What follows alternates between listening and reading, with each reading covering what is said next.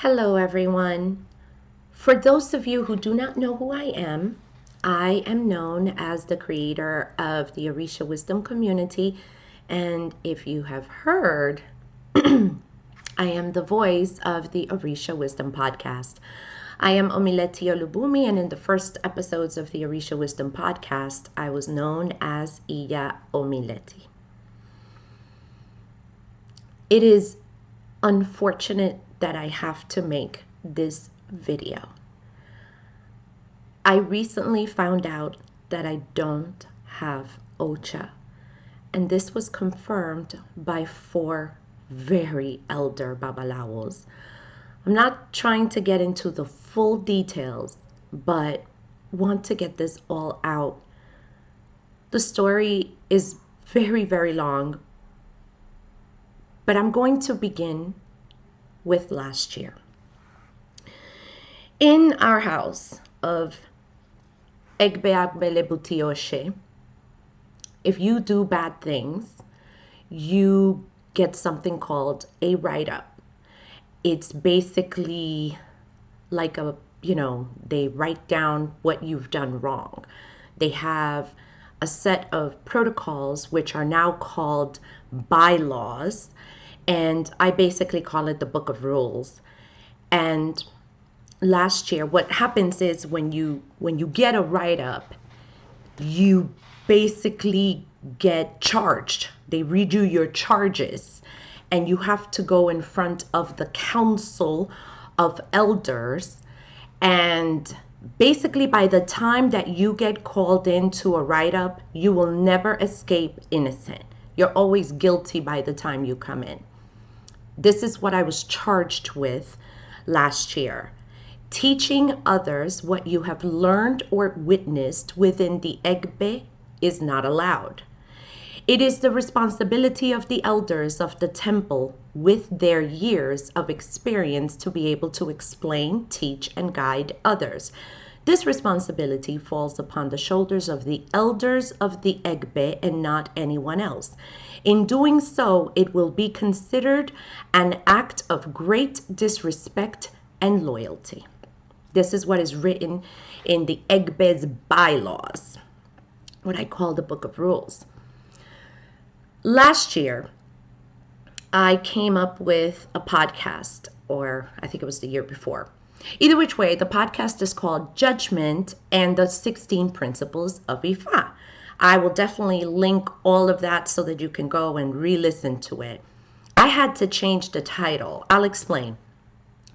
An additional issue that was brought up was the Iya Omileti situation. And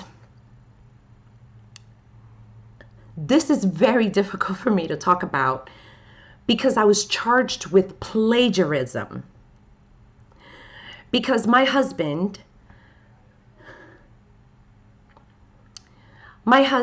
he's known as Baba John or Eshubemi. He taught the 16 principles of Ifa like 2 years ago. And I remember, I've been going through a lot of stuff, as I'm sure you are. And I sat in my workspace, and just like that, I was like, oh, I get it. I really don't hate my mother. My mother did everything that she could for me. Like it came all at once. And I didn't know how to link that. I wanted to share that experience. Now, the year before, so this happened in 2020. So in 2020, a babalao asked me for a custom artwork with the 16 principles of Ifa in Spanish. So we worked together and I made it for him. And I kept a version, an English version, because he requested the Spanish one, in front of my workspace. So as I'm looking for how to link the epiphany that I had with, judgment and forgiving my mom and, all those good things that come with an epiphany, I was facing it and I said, oh my God, that's it, the 16 principles of Ifa. And I explained on how that is relevant because you're supposed to love, the God in somebody else, and you're not supposed to want to cause harm. So basically I was charged with, because he taught the 16 principles of Ifa. I am not allowed to speak about it ever to anyone. And I remember I fought so hard about that. And I said, I don't understand. Is it like if you teach the 10 Commandments, I cannot talk about it because you taught it? Like that you can find in Google. This is nothing new. I was charged anyway. And then another elder had an issue with the fact that I am called Iya Omileti. There is an episode that I made called From Iya to Omileti, which I explain what Iya means in our traditions. But at the end of the day, Iya means mother. And no matter what, I will always be a mother of 3 gorgeous boys. And that can never be taken away. Although I understand that in the tradition, Iya is supposed to be a title reserved for someone who crowns, but as explained through other priests, it's just a salutation like sir or madam. But either which way, I was charged. And I was asked to re-record the episode, which I did not because it came with a lot of feeling and a lot of heart. But that snowballed into everything that I'm about to get into. Now, obviously, I'm very angry because I felt blindsided by that meeting. I was like, I cannot believe that this is happening. And I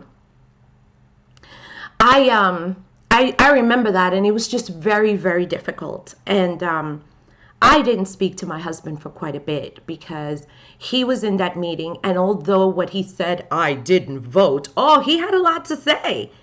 And I felt like I felt ganged up on. And a lot of you will know little things to do here and there. And I remember making a lamp to Yemaya to petition for my marriage. And, I remember throwing obi and doing all that stuff. And basically it was a lamp. And I remember he asked me, he was like, well, what's that lamp for? Because it's with my Orisha. I said, it's none of your business. That's between me and her. He was like, really? Well, I'm going to tell your godmother. And lo and behold, write-up number 2 happened just 2 weeks after write-up number 1. This was something else. Now, what I forgot to mention with write-up number 1 is that I was so, I can't even think of the word. Angry is not quite the word.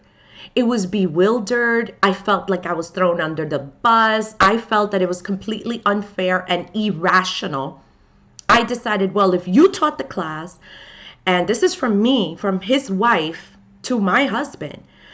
I'm like, well, if you taught the class and you think that I plagiarized you in my podcast, because he said, yes, everything in your podcast I have taught you. I said, okay, well, if that's the case, I will not attend any of your classes. Egbert Balebutioshe has monthly classes. And I said, well, if that's the case, I don't want to attend ever.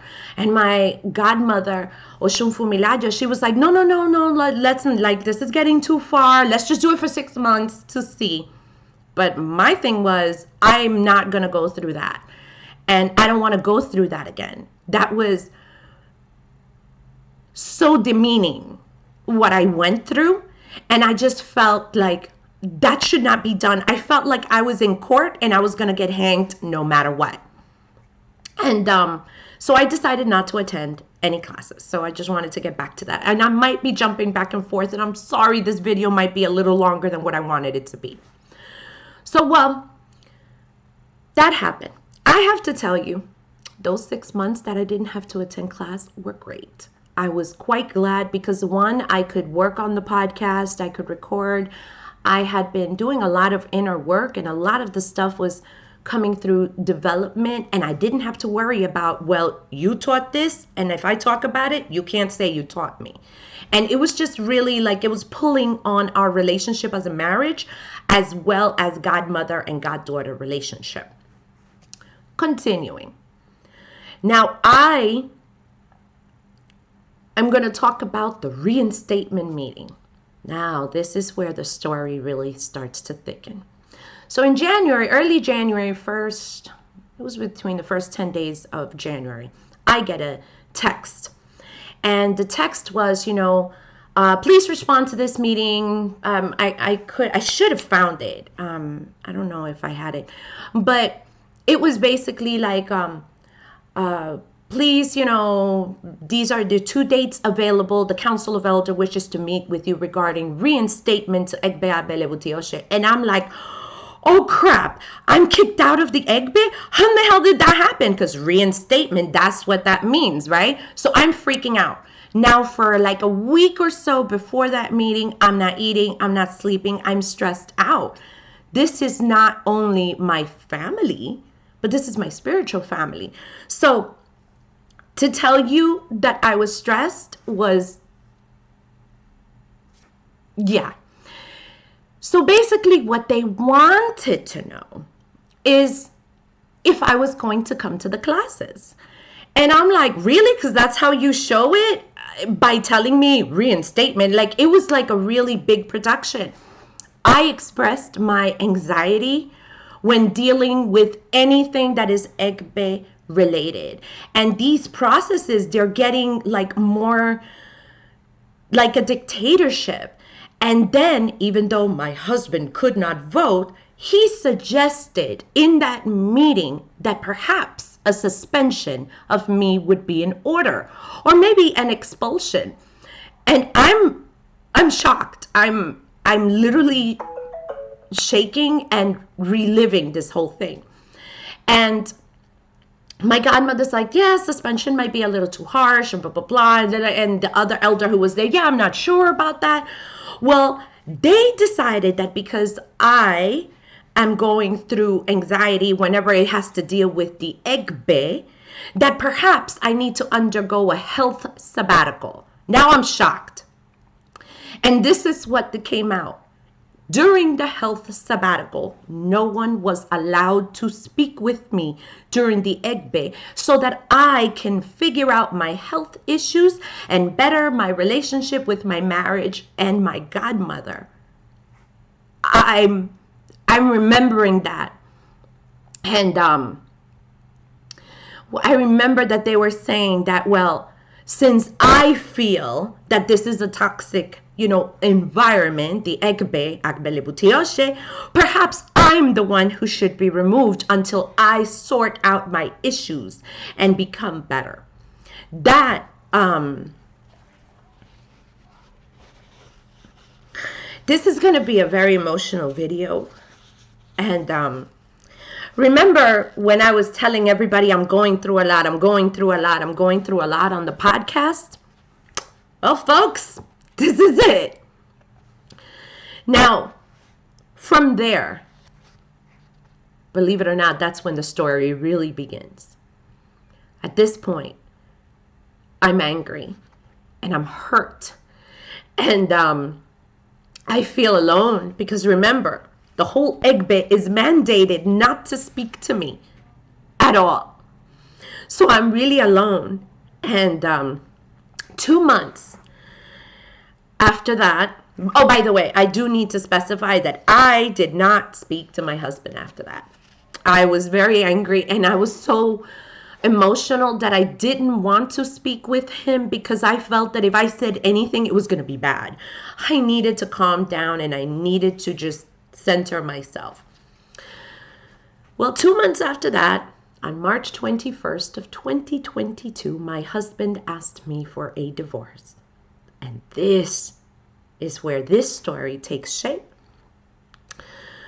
So on April 1st, I found out about this 4 days before April 1st, is where my godmother took my husband to a full trip to Paris. And all expenses paid, by the way. Who knows? Then I know that there was a letter of the year, which my husband casts for every year. And there was an abo that needed to be done. So of course I'm left behind with the kids and I'm like, oh, you know what? Let's do the abo to a batala. So I go into what we call Eshu shed. We've called that affectionately. It's a shed that we had in the backyard.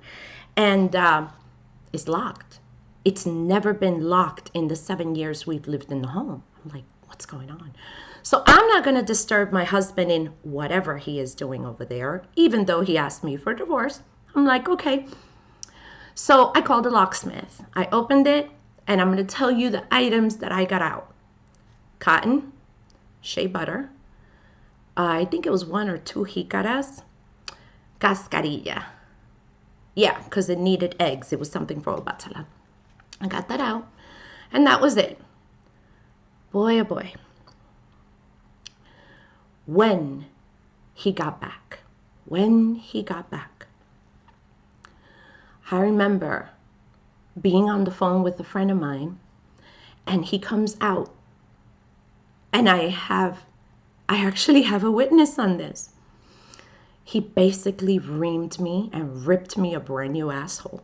He said that because I could not be trusted, and I was going to, that he didn't know what I took, and because he said that Eshu visited him in Paris to let him know that I had broken into the shed. And I'm like, what the hell is going on?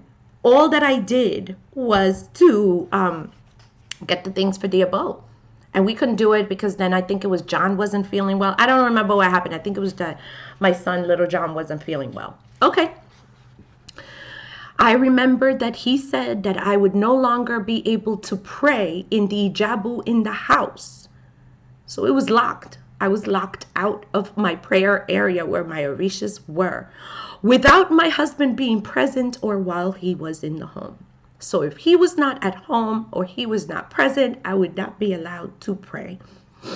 And that I couldn't be trusted, and that things are going to be locked from me because I can't be trusted. There was more to it, but it was just so much the shock of that had happened to me. This is my home, and how could you lock me out of my own Orishas because you're saying that I broke into... I couldn't understand that, and I still don't. But it's okay.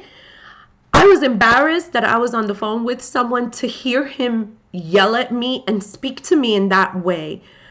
His reaction was, no one should ever speak to his wife that way.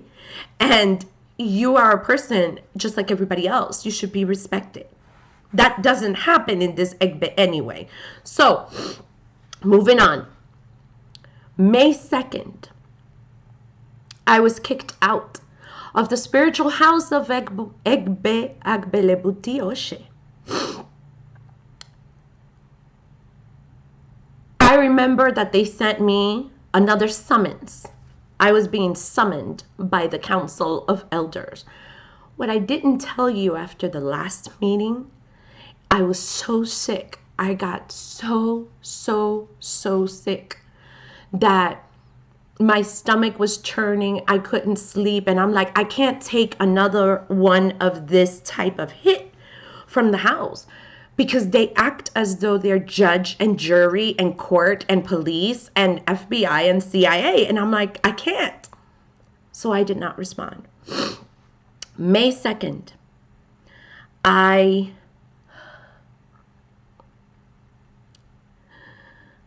receive an email, and I'm going to pause for a minute because I'm going to find the email. Okay, I found the letter. Listen carefully. Here we go. Egbe Agbelebuti Oshe Temple. It's in the heading, our home address. Reinstatement meeting concerning Omileti with Council of Elders virtual meeting via Zoom, May 2nd. Omileti, as you were formally notified, last evening was your scheduled reinstatement meeting with the Egbe's Council of Elders. Per the Egbe's governing documents, your voluntary absence, as was your choosing, and lack of cooperation does not stop the continuance of said meeting. With that said, your reinstatement meeting concluded in your permanent dismissal from Egbe Agbelebuti Oshe effective immediately, in light of your long-standing history of repetitive and egregious protocol violations. Your exit will require the return of ceremonial ilekes, ides, anklets, and other items needed to complete your exiting ritual with the Orishas and ancestors, as listed below to Baba Eshubemi and your godmother Iya Oshun Fumilayo. To be returned to Baba Eshubemi, Ileke and Ide of Ifa. FYI, I was married to his Ifa and in Amapativi. Here we go. Ide of the Egbe. Eleke of Ijabu. Ileke of Baba Eshubemi's Eshu. Anklet of Eguns, the red, white, and purple one. 4 coconuts, 4 white plates, 4 white penny candles. 2 yards of cotton fabric, 2 guinea hens, ashedi of $60 or $175 if you do not provide the above ceremonial materials. To be returned to Iya Oshun Fumilayo, all 5 Orisha Elekes, Oshun, Obatala, Shango, Yemaya, and Elekba. 4 coconuts, 4 white plates, 4 white penny candles, 2 yards of cotton fabric, 2 guinea hens, ashedi of $60 or $175 if you do not provide the above ceremonial materials. As a result of your breach of protocol and lack of attendance, you have forfeited the privilege to be present during the exit ceremonies being performed on your behalf, nor are you being extended the privilege to bring these items in person to your godmother, which are to be mailed no later than a week from today, May 9th. Your absence has also forfeited you the right to the details on this meeting leading to this decision. Additionally, as a condition of your exit, pay attention, you no longer have access to Eshu's shrine, Egbe funded materials, Egbe events, nor Egbe members. Listen carefully to this. Communication and ties of any sort with all Egbe members is strictly prohibited, including Shango Diran, who is my godson. I am his ajubona in Ocha, and anybody else in the Egbe, including family. Now, how my son found out that I was being kicked out was through a GroupMe message. He was heartbroken. And his father's like, no, don't worry about it. It just means that she can't be part of spiritual things, but she'll always be part of the family, which I don't understand since most of the members from the house are family members, but they're not allowed to speak with me, even in social events. So I'm not understanding. Now, let's talk about the exit ceremony. I thought that this was normal because when you see the Egbe Agbe Lebuti's book of rules, you're going to see that we're not allowed to speak to anyone about anything we see or hear. So I never spoke about much ceremony other than, little things like, oh my God, were you really nervous on the this or the that or whatever, but nothing ceremonial. So I'm thinking that this was normal. And my husband has been very proud that he has these exit ceremonies in place and has spoken to other people about it. So here I am. I'm like, oh, this is normal. Everybody has an exit ceremony. Now that I am kicked out and excommunicated, I spoke to several priests. And this was confirmed not only by many lineages, both in Lukumi and Isheshe. So here's what I have. This exit ceremony is not regla de ocha. This is confirmed by many very, very, very elder priests, not regla de ocha. This exit ceremony is also not done in Isheshe either. I'll explain.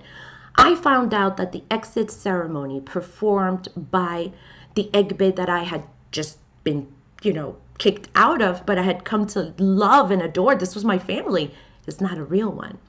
So they take the Ilekes and Ides back.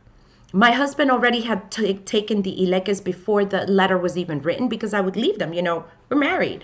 And I'm still at that point, I remember trying to still save my marriage. So he took them all before I even had a chance to give them back. And, he asked me for some other stuff, which I had already put to the side. But I thought that was normal. I only kept the Ileke of my Yemaya and my Eshu's Ileke. And this Egbe made sure that I felt alone and defenseless. And I don't know if I wrote it down, because I'm looking at notes, because this is a lot. I remember when my husband wanted to make sure that I fall back in line, he would tell me, qué bonita tú te vas a ver cuando te boten de la casa y tú te quedes sola. Like how pretty you're going to look when you're out of the house, you're kicked out of the house and you're by yourself. Y nadie te hable, and nobody talks to you. I was always petrified of this, but anyway, continuing. The $175 times 2. Basically, they were demanding that I pay twice, listen to this, to a funeral ceremony to let the spirit world know that I am dead.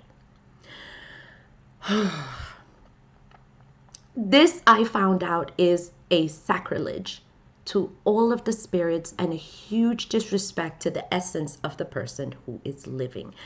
Every single priest who has found out what happens in this exit ceremony has said multiple combinations of bad words because of the huge disrespect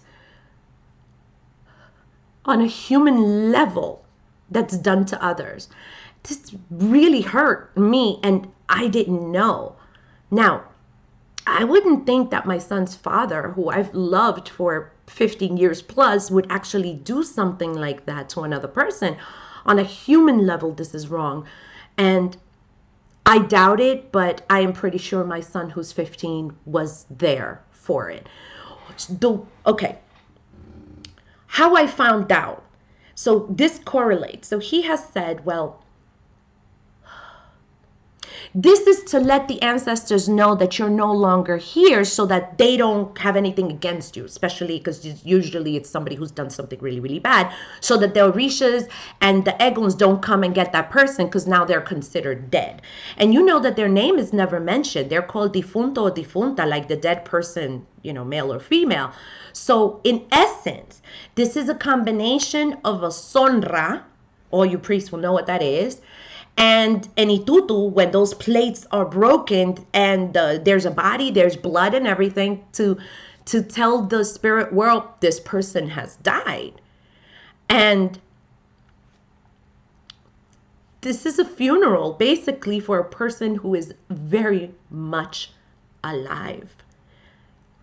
I didn't know what to say. I didn't believe it. So I had to go off to ask and ask and ask. And not one priest said anything different. We're talking Isheshe, we're talking big priests, and Lukumi, absolutely. They said, I don't know what that is, but that's not done anywhere. I went around, I'm like, well, I think that we come from this lineage and that. They're like, nope, that's not done. All right. Let's talk about Ifa. With what happened, I reached out to the Babalao who gave my husband Ifa, and he confirmed the following. 1, he did give him 1 hand of Ifa. Then I asked him a question. Did you make him an awo? And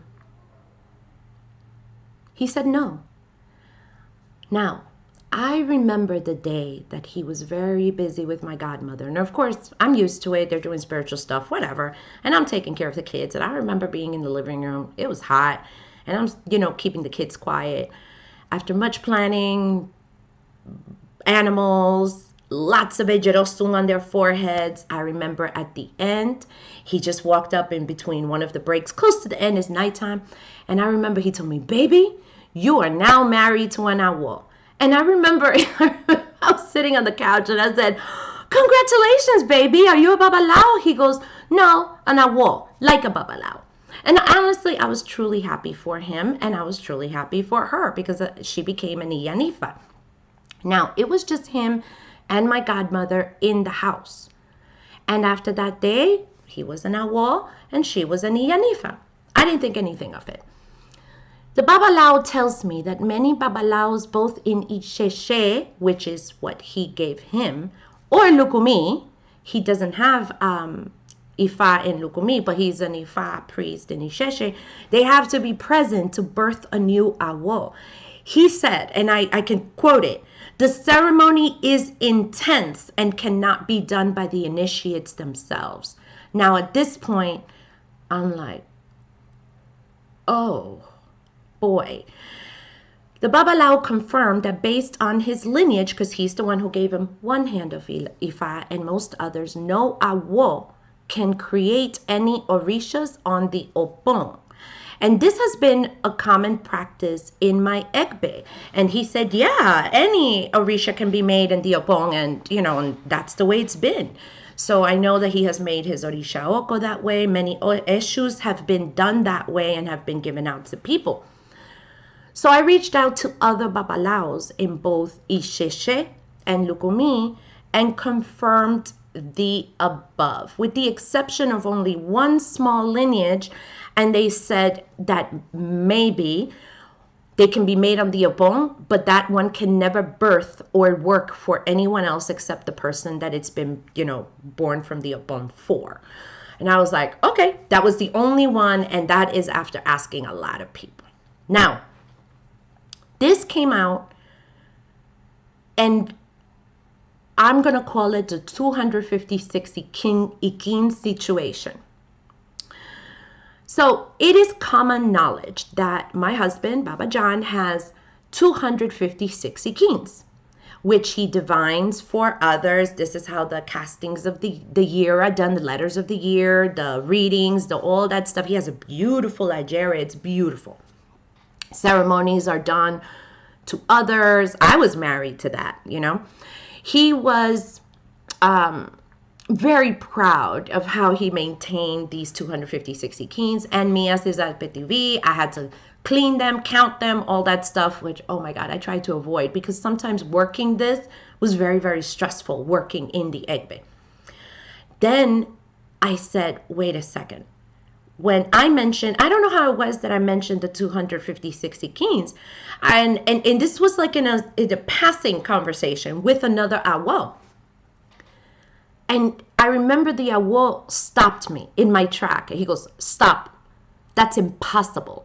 Now, I'm sorry, Baba, if you're hearing this, but shoot, I was like, what the hell? Of course I know that he has 256. I've counted them. I've had to count them and recount them when I miss my count. He was like, it's impossible. And I said, I don't understand. It's impossible. It cannot be. And he was shocked. He was absolutely like horrified.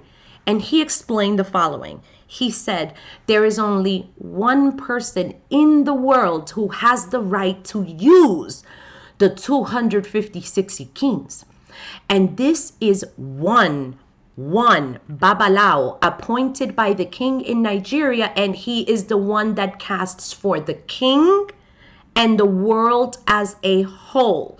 So there is no way for your husband or anyone else here or anywhere else to be able to have and to cast and to have the right to use the 256 Ikins to divine for others, because in any 1 year, only one Babalao has that right, and he must live in Ile Ife. No one else can have it. So now I'm like, what do you say? So of course I went to ask around, and this was verified over and over on many different lineages from, oh my gosh, from different areas in Nigeria, because we're talking Isheshe now. And that doesn't exist in the whole Lukumi arena as far as I know. So they were like, yep, you need to ask, but they've heard that as well. So now I'm like, this is not good. Now I'm freaking out. And I said, oh my God, what is going on? And I remember, I'm kicked out. I am left spiritually destitute. What do I do? So I'm like, well, I don't have to go now to my elders, because in this house, you're only allowed to go to your elders, which should be the way it goes. And your godparent is supposed to be present, which is the way it's supposed to go. But now I'm like, I need guidance. And I go for a reading to see if my marriage can be saved.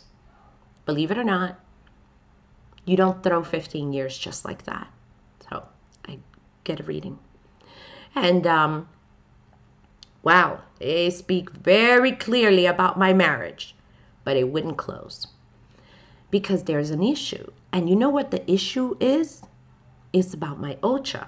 To make a long story short, this is what was found out from that reading. So questions started coming out because, as you know, when you go to certain readings, like this issue spoke. And so they asked the question, who was my godparent? Who was my ajubona? How many orishas did I receive? Who was my oriate? Who brought me to the river? Who received me when I returned for the river? Who scraped my head? Who was present at my ocha? Not the bembe, like the ocha, the ceremony itself. And how was my head marked and by who? And then I answered honestly to all of these questions, and Alagba proceeded to say that my full Ocha needs to be investigated. So I'm like, okay, we'll do, right? I'm figuring, Orishas need to be refed or whatever. So I'm trying to figure it. I'm like, yeah, okay, no problem. She doesn't say anything after that, and the shell's like, okay, are you going to investigate? Yes, I am. Okay. Gives me something minor to do. Okay, no problem. I'm going to title this part The Death Threat. I tried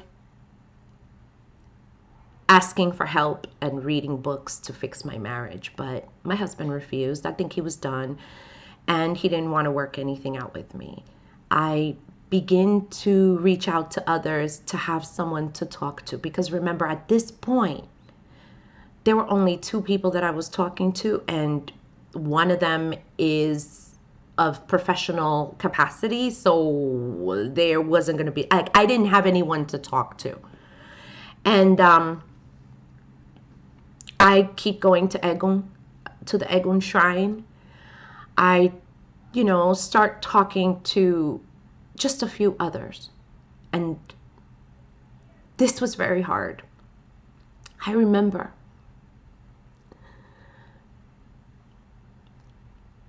I just need a moment.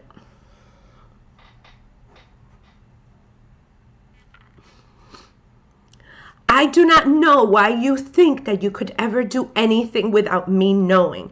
You know that I'm a natural born mortero. Why would you think that you could say anything to the Eguns?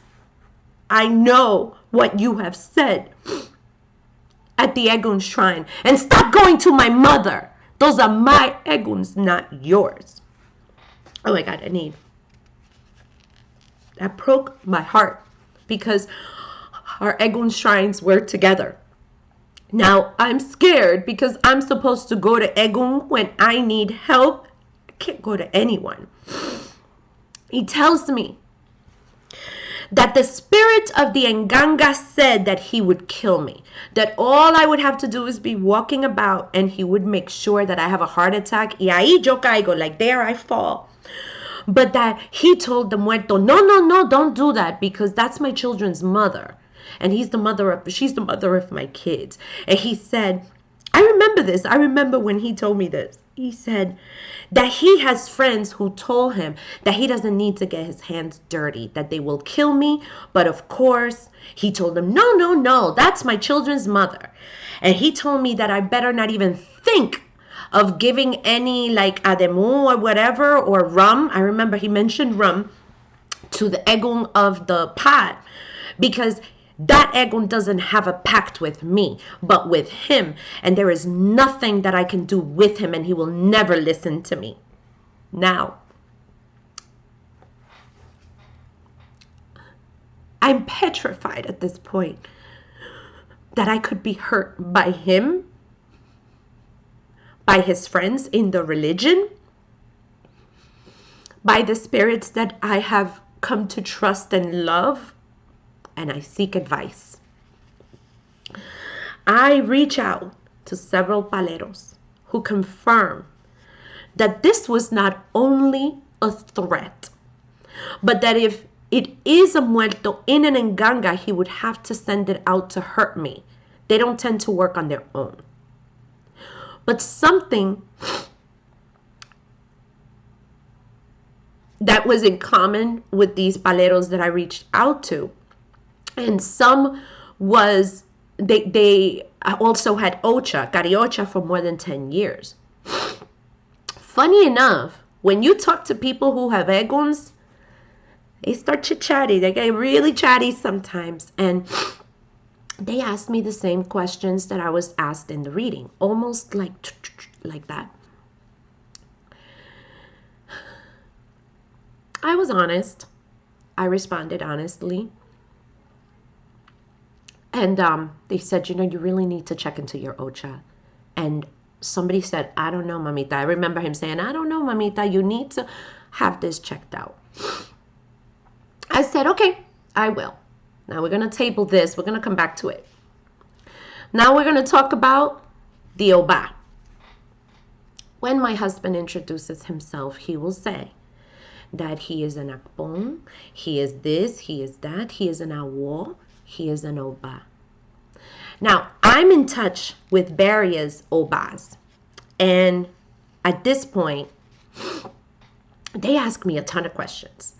And the big question is, how can a person make ocha for, you know, the way that it is, like the way that he made his ocha, like it was done for him, and then conduct an Oba ceremony a year later after ocha, after it's done for him 1 year? So I'm like, I don't know, that's the way it's always been. To me, it was absolutely normal. It is explained to me that to become an Oriate or Oba, it takes many, many years of training under an Oriate and hundreds of ochas before the title can be earned of Oba or Oriate. It would never, ever, ever happen in a year that any santero would be able or capable or have the rights to scrape another one's head at an ocha even 1 year after their ocha.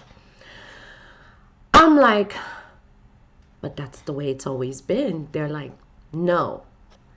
Who is his elder who taught him? He has to be somebody in the Lukumi community that can say, I have worked. So that means that they would have had to be hundreds of ochas that he would have assisted in before he has the right. I'm like, I don't know what to say. I don't know what to say. Yeah. I am going to introduce the mafia. That is the nickname that I have given them just because. Now at this point, I'm finding out the questionable aspect of him being an awo and the things that go along with it, an oba. And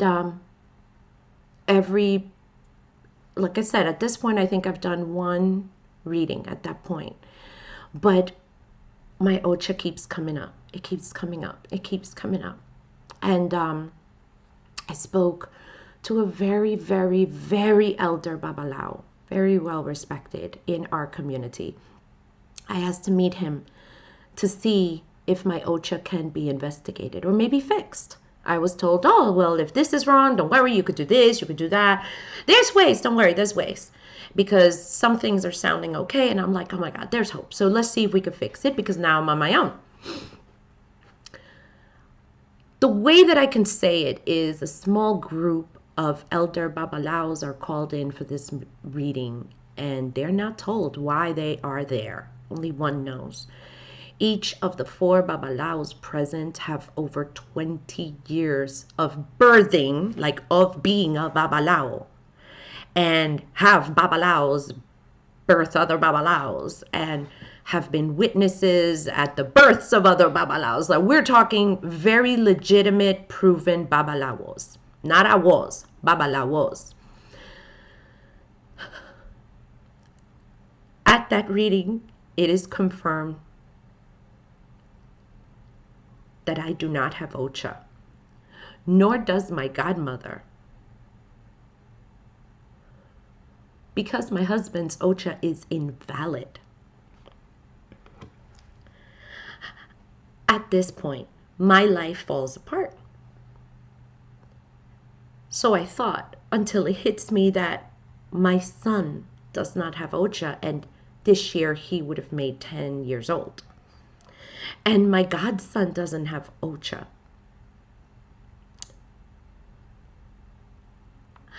I remember I was pretty together on the mat until that point, and that's when the tears started rolling. Not so much for me, because I knew that there might be a possibility, but when it struck me about my son and my godson, that was hard. Understand that it wasn't just lightly of asking a question. It came from a lot of investigation. Remember those questions that I was asked, right? So who is my godparent? I said, Oshunfo Milayo.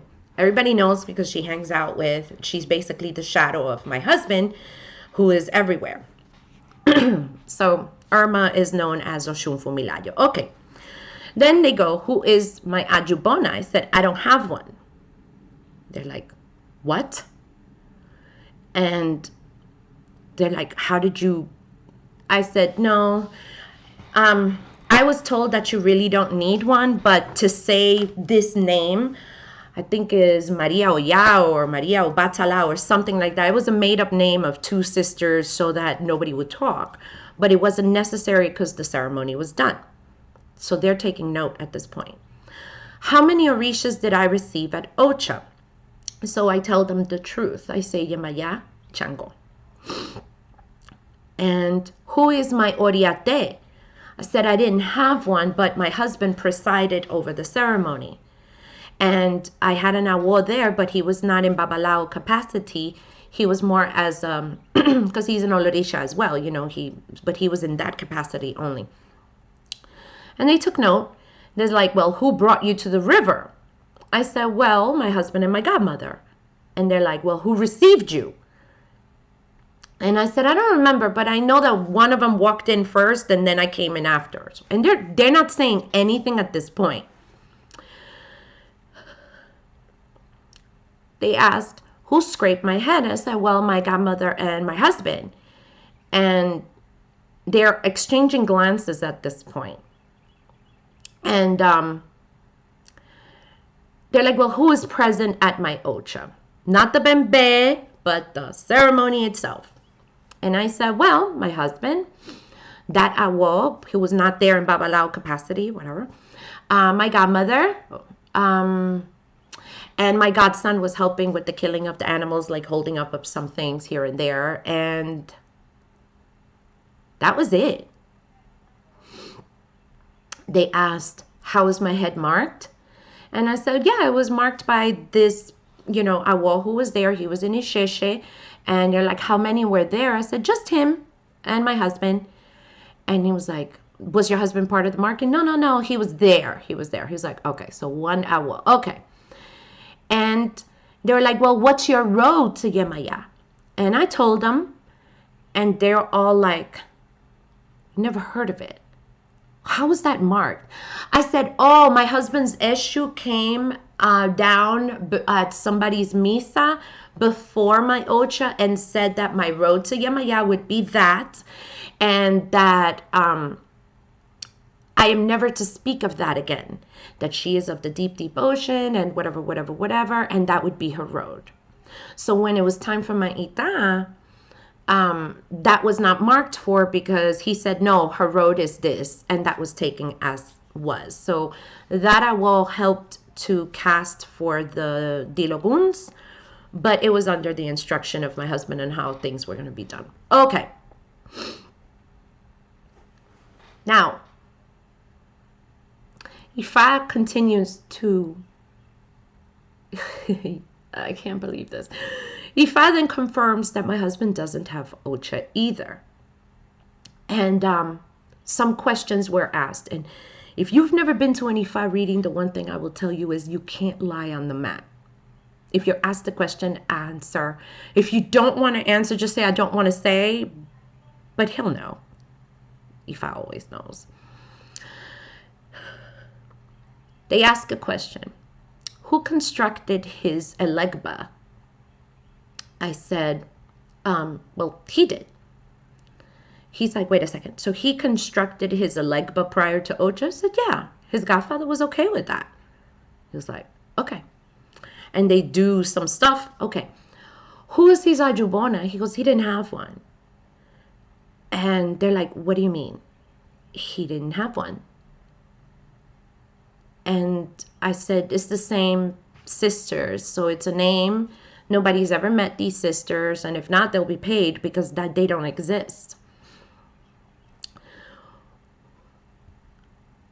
So he also has no ajubona like me.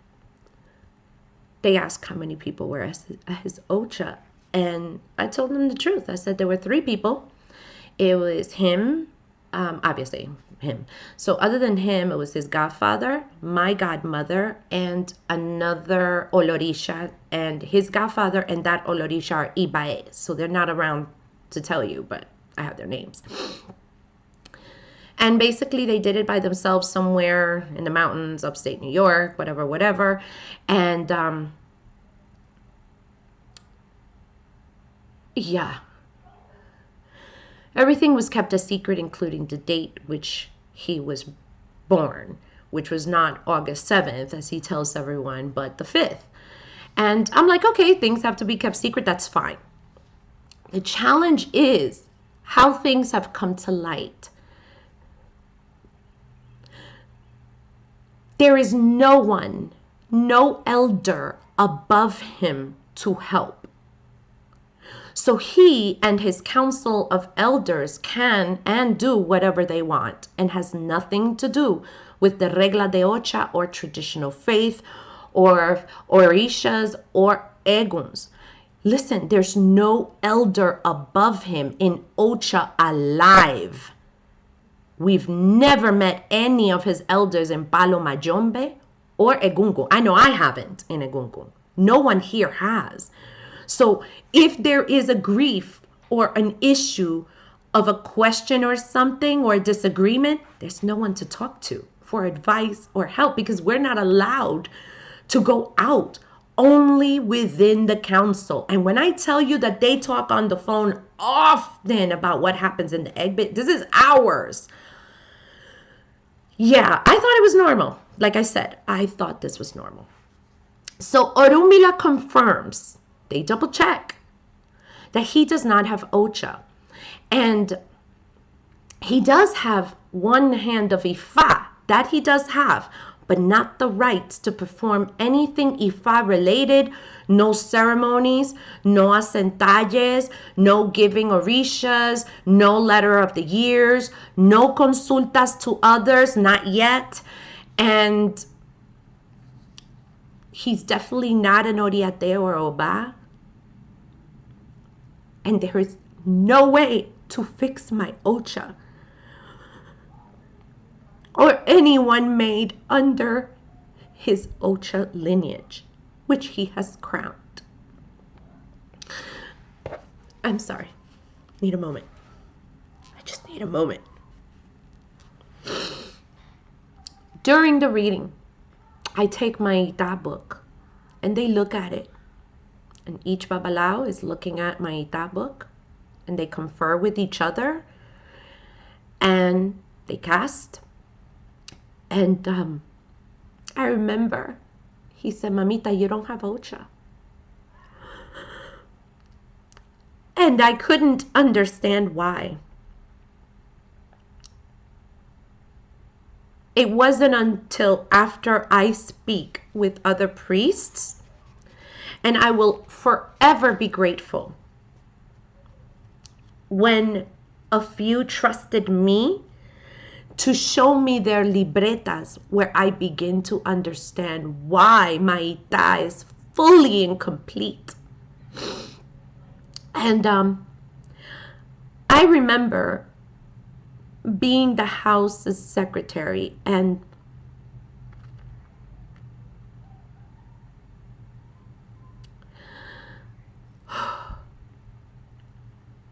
I did not agree as the secretary.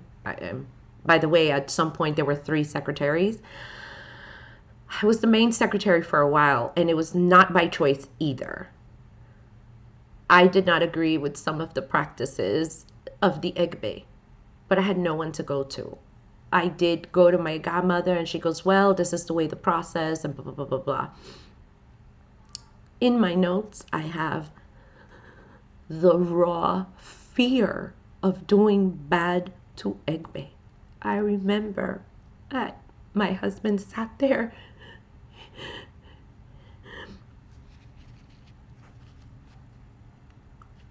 in the backyard and said, well, you have broken so many rules. You know, Ogun, you swore to Ogun upon your life that whatever, so if Ogun kills you, oh well. That was fear.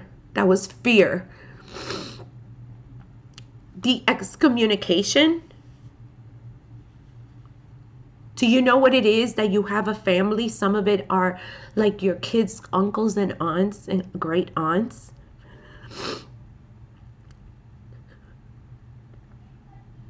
They leave you alone, fully. The write-ups, that is basically like you are guilty and don't worry about it. You're never going to be proven innocent. It's basically like going to court and you have no leg to stand on. A husband can threaten to go to my godmother anytime for punishment. And he goes, you see, I've allowed you. I haven't told your godmother that you do this and you do that and you do this. So when I tell you that this was raw fear, it was. Now, I'm going to talk about the rules and things. And as I'm finding out, it does not exist. It's not a regla de ocha or even Isheshe thing. I mean, Isheshe, I'm finding out, is just a word for the one that comes from Africa, but it's not a thing either. So now in the Egbe, they have junior elders, and you have to be at least an Ajubona, a set amount of years as an Olorisha, no disciplinary actions for the past 3 years. Then you could be part of the council of elders and be part of the meetings of the write-ups and be privy to other discussions about the godchildren and anything else so that you could learn to prep you to be an elder. And everybody's like, that doesn't exist. Who would want that? Apparently that's coveted in our house. And I'm like, that doesn't exist. Okay. Then, you know what? Maferefung Egun, Maferefung Orisha. I meet a direct lineage descendant of what would have been our line. I get to know someone who is a direct descendant from Oba Surgiman, which means that would be in our lineage. And as we are now talking, and he's asking me very candid questions, I'm responding. He's like, that's not true. That doesn't work that way. That doesn't work that way. Everything from the mojubas to how to cast to things that are mandatory in Ocha. And I'm like, nope, nope, yes, no, yes, all those things. So very few things matched, which are general, like mojubalofi, mojubaloro, mojubalotumare, but not the way the lineage is supposed to be prayed to. Because any descendant of Oba Surgiman is supposed to have a certain way of doing things. And if you're doing things lukumi, they have to be done that way, period. So I'm like, I don't know what to do. Yeah. Being in this Egbe, I was so proud when I first came in. I thought I was the luckiest gal ever. I got to meet this man who was into the traditions just like me, and he's revered because he's an Egungun priest. I didn't even know what Egungun priest was, but apparently this was great, and I'm like, oh my God, this is great. I'm going to have a direct connection to Egungun, whatever that is, and I'm learning about Egungun and all that stuff. This is so awesome. And over time, and not long either, but over time, this Egbe created a massive amount of low self-esteem, isolation, massive amount of control, and most of all, the fear of punishment by Eguns, by the council of elders, and by the Orishas.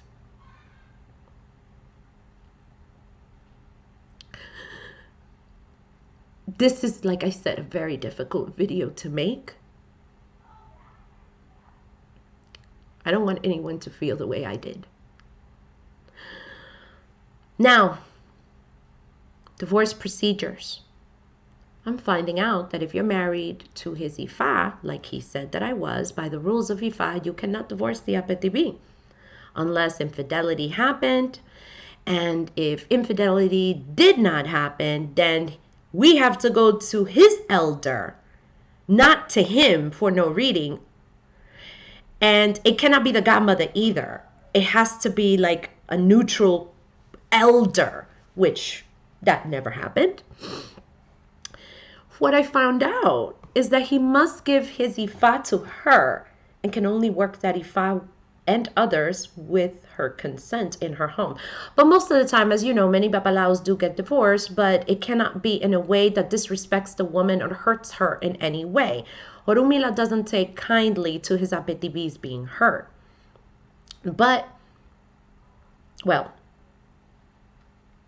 yeah, none of that happened, obviously. Now, here's a question that came up. And again, when I was asked, this was such a normal response that I didn't realize what was going to happen. The question was posed through this process, well, how does he work? And the question is, can a babalao mount Orisha in Lukumi or Isheshe? So I'm like, yeah, he mounts Eshu all the time. And it's like, yeah, he does. He mounts his Eshu and blah, blah, blah. And they're like, wait a second. So in Lukumi, which he is supposed to be made in Lukumi, heck no, not ever. What I found out is that the babalaos are supposed to be the anchor for other priests, so they cannot mount. So there's something, from what I understand, that is given to them ceremoniously so that they do not mount ever again, so that they're able to stay grounded. In Isheshe, 99% of the babalaos that I spoke to said no mounting ever, with the exception of one lineage, which is not his lineage, who said that only an Orisha can be mounted when their elder, more than one if possible, is present, and only during very, very extreme situations. So this thing that a babalao mounts Orishas, not a thing. And most of them said they shouldn't even be mounting Eguns either, which is a common occurrence as well. So many of the lineages said no, no, no, no, including Oba Surgiman's lineage, and they're like, hell no. I have here in my notes, selective or secretive. I was very proud to be part of this Egbe because I felt that our Egbe was selective, and you always want to be part of something that is special. Love it, right? But what I realized after talking to many, many priests is that doing things on your own without guests or colleagues and others prevented checks and balances to the Egbe. So I was told never ever to talk about anything from the Egbe to anyone, and now I understand why. Quick thing to everybody. Remember when I said that my road to Yemaya was supposed to be a secret? This is why I was given the lie to tell. And the lie was that I was a Mayaleo to appease the public. But that's not what I was told. It was another word that nobody has ever heard of. And I mean no one. We're talking really elder people within that priesthood. No one. No one. I haven't found it anywhere. It doesn't exist. Now, where do I go from here?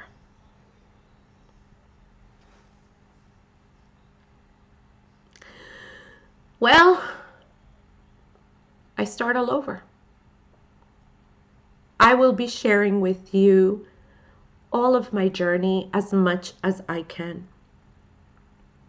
On behalf of my former Egbe, Butioshe, Egungun, whoever was under Baba John and Eshubemi, and I'm so sorry to all of those people who thought that they were getting something and they didn't.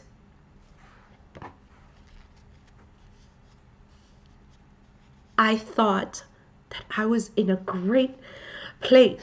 You hear the podcast, and I'm going to leave everything as is so you can see the evolution of it. I thought that we were one special Egbe, and come to find out that there were too many things that were not done right. I have always fought against scammers and things not done right to other people. And now I have to stand here. Okay, I'll sit here and do the same, but starting with my own house. Remember in the podcast, I'm like, please pray for me. I ask for prayers from everyone. I ask that if you've gotten religious work done by my husband or Oshunfu Miladio, to please have it checked out by reputable priests who are not related to him in any way or none of his friends, and go from there. Remember, I have been saying on the podcast that I've been going through some really difficult times, and now you can see why it hasn't been consistent. And this is very painful for me to share. In closing, somebody asked me, would you be willing to do this all over? I thought about it for like 20 seconds and I said, yeah, because this is not Orisha's fault. This is not how our traditions should be. I will come still to the foot of Orisha with love if they'll accept me. I am grateful to the friends that I have made who lifted me when I felt so alone. And I felt so helpless. Because remember, I'm not supposed to talk to anyone. And I'm grateful to you for speaking with me, for sharing the real protocols of our Regla de Ocha, our real protocols of Ifa, for not giving up on me, for telling me that I matter and that I'm not as worthless as the Egbe made me feel. I thank you, if you heard all of this, for listening. I will be posting so that you can see the original protocols of the house, which are decent. They were like, dress this way, do that, and do this. And the new ones. And you will see the evolution from something that started out with really beautiful sentiments to what it is today. I thank you for your time. And may Orisha bless you. May your Eguns guide you. And Odabo for now.